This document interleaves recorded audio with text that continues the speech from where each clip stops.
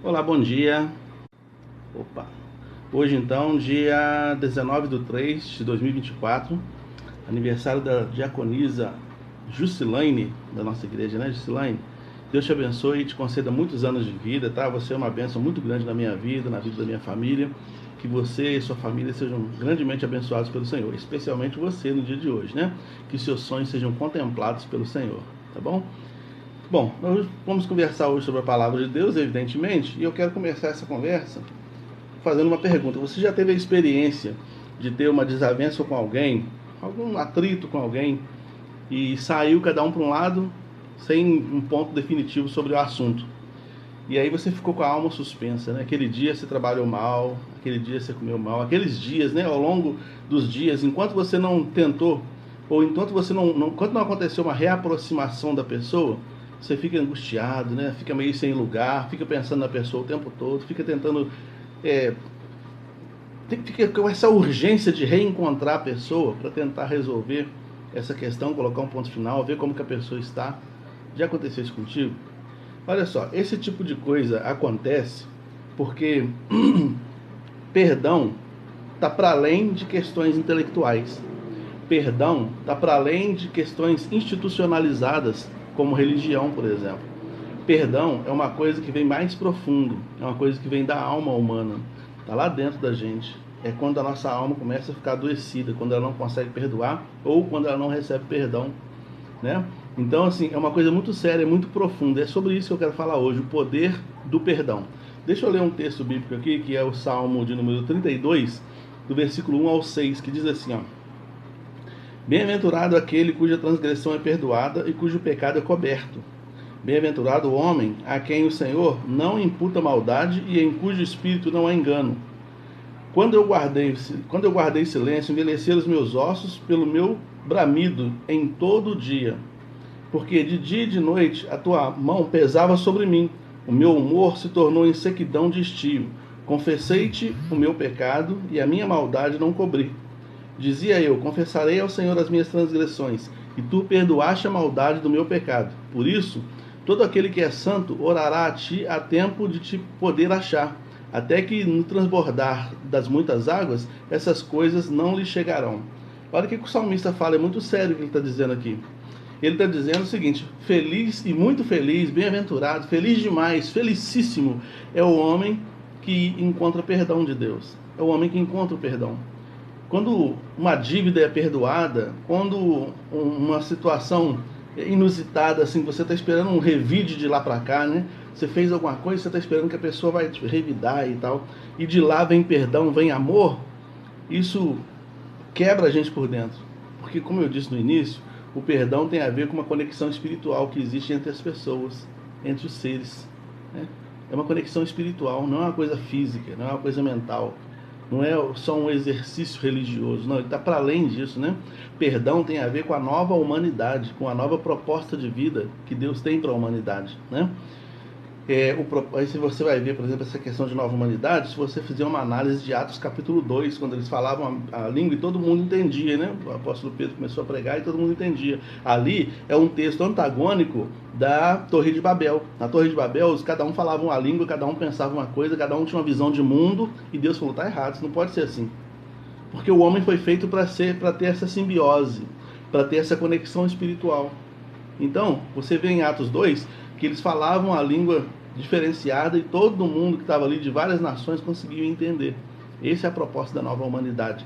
É quando os homens conseguem se entender, mesmo sendo diferentes, países diferentes, situações diferentes, cor diferente, né? Tudo diferente, cultura diferente, ainda assim os homens conseguem se entender. Porque no fundo, nós somos um. Há uma conexão espiritual entre nós. E a igreja é essa proposta. Por isso que Jesus falou que nós somos um corpo, né? O apóstolo Paulo fala que nós somos um corpo. Jesus não, o apóstolo Paulo fala que nós somos um corpo. Nosso funcionamento pode ser diferenciado, pode ser diverso, mas faz parte do mesmo contexto. Isso não é só uma questão filosófica. Isso é uma questão espiritual, né? E o perdão está nesse contexto. O perdão, ele funciona como se fosse toda a estrutura nervosa, né? No sentido de nervos mesmo, toda a estrutura nervosa desse complexo corpo de Cristo, sabe? Então, é isso. funciona assim. Então, o perdão ele precisa ser liberado e recebido. O tempo todo ele precisa ter essa conexão, né, para que haja vida. Olha o que o texto fala. O texto fala aqui que o salmista se sentia morto, doente, ele gemia durante os dias enquanto ele encobria o pecado dele. Ele fala assim, ó, versículo 3: quando eu guardei silêncio, envelheceram os meus ossos, né? Pelo bramido, pelo meu lamento, pelo meu gemido, todo dia. Porque de dia e de noite a tua mão pesava sobre mim. Olha como que ele sentia. Ele sentia como se a mão de Deus estivesse amassando ele, né? O meu humor, minha alegria, minha felicidade, o meu humor, ele se transformou em sequidão, como se fosse uma terra seca, né? Percebe como é que ele se sentia? Ele sentia que a alma dele estava adoecendo. A falta de perdão adoece a alma. A falta de perdão entre pessoas, a falta de perdão entre nós e Deus, né? Ou seja, de Deus para nós, não de nós para Deus, mas de Deus para nós. Essa falta de perdão, ela pode gerar morte, né? Então, a gente conclui que o perdão salva, né? O perdão nos salva de uma vida culposa. Muitas vezes tem pessoas que não conseguem progredir na vida porque ela carrega uma culpa. Ela carrega uma culpa nas costas, aquele peso de culpa carregando pela vida fora, né? O desespero significa ausência de esperança. Tem pessoas que dão aquele suspiro e pensam, minha vida é isso mesmo, eu não consigo fazer nada certo, sabe? A pessoa não consegue ter perspectiva de vida, não consegue ter nenhum tipo de vontade de seguir adiante, porque falta-lhe o perdão, né? Falta-lhe o perdão. E o apóstolo João diz aqui o seguinte: se confessarmos nossos pecados, ele é fiel e justo para nos perdoar todos os pecados e nos purificar de toda injustiça. 1 João 1,9. Nos purificar de toda injustiça. Injustiça aqui é a falta de justiça. E justiça na Bíblia muitas vezes tem a ver com a palavra mesmo, né? Quando ele fala nos purificar de toda a ausência da vivência da palavra, de toda a ausência do afastamento da palavra, que gerou em nós um sentimento ímpio, um movimento ímpio, um movimento não cristão que conspira contra o poder do Espírito Santo em nós, né? Toda vez que eu não perdoo, eu estou conspirando contra o Espírito Santo. O Espírito Santo está fazendo força para tentar me ajudar a ser uma nova criatura, mas eu retenho essa possibilidade porque eu não quero perdoar. Eu não quero ser tornado uma nova criatura. E só para mostrar isso, olha o que aconteceu no texto de Lucas capítulo 7, versículo 47. Por isso te asseguro, o grande amor por ela demonstrado prova que seus muitos pecados já foram todos perdoados. Mas onde há necessidade de pouco perdão, pouco amor é revelado. Esse texto de Lucas 7,47 está dentro de um contexto onde Jesus vai à casa de um fariseu chamado Simão. Chega na casa dos fariseus, o fariseu fica tão feliz em receber ele, já vai dando comida, já vai fazendo tudo. De repente entra uma mulher na casa de Simão e ela começa a chorar nos pés de Jesus e enxugar com o cabelo. E aí o Simão fica pensando, poxa, é uma mulher pecadora. O que ela está fazendo aqui? Se Jesus soubesse quem é ela, não deixaria nem chegar perto dele. Aí Jesus conta uma palavra para ele e depois fala para ele assim: Simão, você não me ungiu com óleo, você não lavou os meus pés, mas ela está aqui, lavando os meus pés com as lágrimas, secando com os cabelos. Sabe o que significa isso, Simão? Ela aprendeu a amar porque ela sentiu perdão. Ela foi perdoada. Então, quem muito é perdoado aprende a amar. Então, o perdão, ele gera vida. Ele gera vida em quem é perdoado, como diz o Salmo 32 que nós lemos aqui, né? Ele gera vida em quem é perdoado e ele gera vida em quem recebe o perdão. Quando eu chego para uma pessoa, por exemplo, falo assim: meu irmão, está perdoado aí, em nome de Jesus, vamos seguir para frente, vamos tocar para frente aqui. Eu dou sobrevida para essa pessoa. Sabe? E para mim também, isso demonstra que o Espírito Santo já conseguiu me convencer, me transformar, como Jesus falou aqui, né? Essa mulher, compreendendo ou aceitando e recebendo o perdão, ela aprendeu a amar demais. Ela aprendeu a perdoar, aprendeu a amar demais. Pessoas que não perdoam são pessoas amarguradas, né? Às vezes a pessoa está 50 anos dentro da igreja, mas o semblante é carregado, a vida é carregada, a energia que vaza dessa pessoa é uma energia pesada.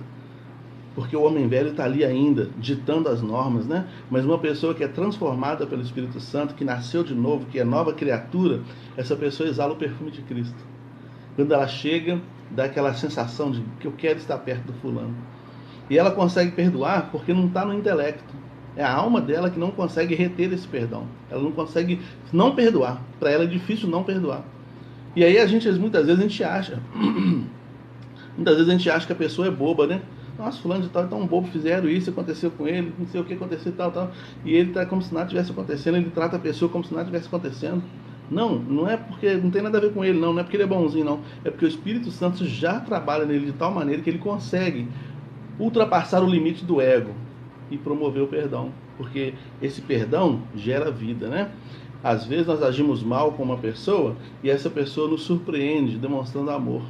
A gente pode acontecer, né? Onde tem gente tem problema. Então, às vezes você tem um mal entendido com alguém e essa pessoa de lá para cá demonstra amor. Você daqui para lá não consegue ser melhor, mas de lá para cá ela mostra um grau de espiritualidade, uma caminhada com Deus num nível bem mais alto que o nosso, porque ela demonstra amor de lá para cá e isso gera vida, constrange a gente, né?